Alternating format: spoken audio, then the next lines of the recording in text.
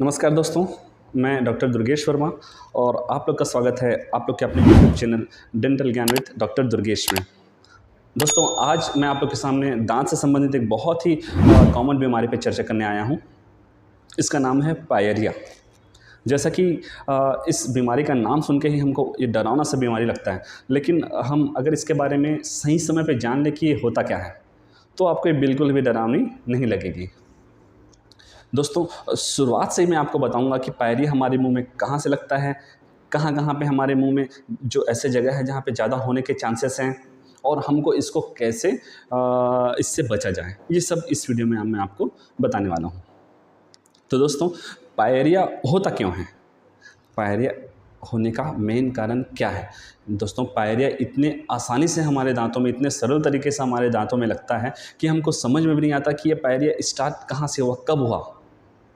दोस्तों, हमारे आपके सबके दांतों में, दांतों और मसूड़ों के बीच एक छोटी सी जगह, जिसको स्पेस हम बोल सकते हैं, छोटा सा स्पेस रहता है, सबके मुंह में रहता है। जैसा कि आप इस फोटो में देख सकते हैं कि एक दांतों और मसूड़ों के बीच छोटी छोटी स्पेस बने हुए हैं। जब भी हम खाना चबाते हैं, इस खाने की एक छोटी सी परत इसी स्पेस के बीच जाके बैठ जाती है या सॉफ्ट डिपॉजिट के रूप में रहती है। इसको हम हमारे डेंटल के भाषा में डेंटल प्लैक बोलते हैं। जो सॉफ्ट डिपॉजिट है, ये इसको हम डेंटल प्लैक बोलते हैं। शुरुआत में यह सॉफ्ट डिपॉजिट होता है, लेकिन अगर हम इसका सही समय पे निराकरण कर लिए, जैसे कि हम खाने के बाद अच्छे से कुल्ला कर लिए, मसाज कर लिए और उसको वॉश कर लिए, तो जो डेंटल प्लैक है, ये सॉफ्ट डिपॉजिट है, ये आसानी से हमारे दांतों से निकल जाता है। लेकिन अगर हम इसको वैसा का वैसा ही छोड़ दिए, अच्छे से सफाई पे हम ध्यान नहीं दे रहे हैं, तो ये सॉफ्ट डिपॉजिट धीरे धीरे करके एक कठोर संरचना में परिवर्तित हो जाती है, पत्थर जैसे स्ट्रक्चर में परिवर्तित हो जाती है, जिसको हम बोलते हैं कैलकुलस या टार्टार। यही कैलकुलस या टार्टार हमारे मुंह में पायरिया होने का सबसे बड़ा कारण है। दोस्तों, कई बार ये कैलकुलस का रंग लगभग ऐसा होता है कि हमारे दांतों से मिलता जुलता होता है समय के साथ। हल्के से पीले वाइट जैसे कलर में ये दिखते हैं। कई बार हम इसको डिफ्रेंशिएट नहीं कर पाते कि ये एक बाहरी स्ट्रक्चर है कि हमारे दांत का ही स्ट्रक्चर है। अगर किसी व्यक्ति को पायरिया हो चुका है, तो उसका मुख्य समस्या यही रहता है कि सर, हम जब ब्रश करते हैं तो हमारे मसूड़े से खून आता है, मसूड़े सूजे सूजे लगते हैं, मुंह से बैड स्मेल आता है। ये सब चीज़ का कारण है हमारा पायरिया। तो इसको हमको सही समय में निराकरण जरूरी है।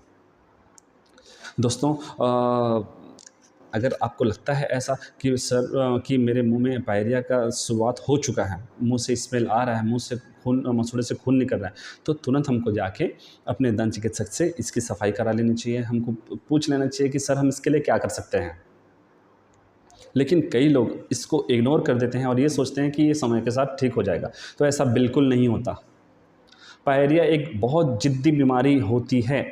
मतलब अगर एक बार हमारे मुंह में आ गया है, हम इसका निराकरण सही समय पे नहीं किए हैं, तो ये धीरे धीरे धीरे धीरे करके बढ़ते जाता है और हमको ऐसा लगता है कि सिर्फ ये हमारे मसूड़ों को ही इफ़ेक्ट कर रहा है, बट ऐसा बिल्कुल नहीं है। ये हमारे मसूड़ों के साथ साथ उन हड्डियों पर भी अटैक करता है जिसमें हमारे दांत टिके हुए होते हैं, जिसको हम एल्वेलर बोन बोलते हैं। इसी बोन पे हमारा दांत टिका होता है। लेकिन अगर पायरिया हो चुका है, मसूड़े नीचे जा चुके हैं, उसके साथ साथ वह एल्वेलर बोन धीरे धीरे करके नीचे जा चुका है, तो समय से पहले दांत हिलने लग जाते हैं, दांत अपने जगह से निकल जाता है। आप देखे होंगे बहुत कम उम्र में किसी किसी के एक भी दांत नहीं होते, पायरिया की वजह से सभी दांत निकल चुके होते हैं। तो इससे ही बचने के लिए हमको सही समय पे इसको जानना जरूरी है। अगर हम अपने ब्रशिंग टेक्निक को सही रखते हैं तो पायरिया कभी नहीं होता।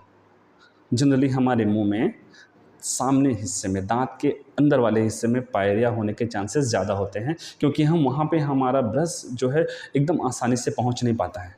टेक्निक ब्रशिंग का जानना बहुत ज़रूरी है। अगर हम इसको अच्छे से जान लिए तो हमारे मुंह में पायरिया कभी भी नहीं होगा। तो दोस्तों, मुझे उम्मीद है आपके मन में जितने भी सवाल थे पायरिया से संबंधित, इस वीडियो से आपको मिल गए होंगे। और अगर आपको यह वीडियो पसंद आया हो तो अपने स्नेहीजनों में शेयर ज़रूर करें ताकि उनको भी इसका लाभ मिल सके। धन्यवाद दोस्तों।